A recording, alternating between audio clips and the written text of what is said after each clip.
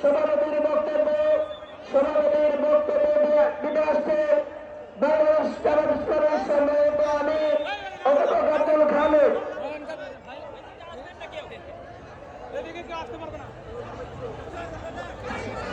আলহামদুলিল্লাহ রাব্বিল আলামিন والصلاة والسلام على رسوله الكريم وعلى آله وصحبه أجمعين।